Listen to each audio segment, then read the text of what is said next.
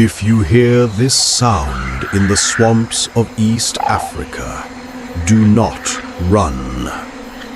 It sounds like a war zone, but it is nature's most terrifying greeting.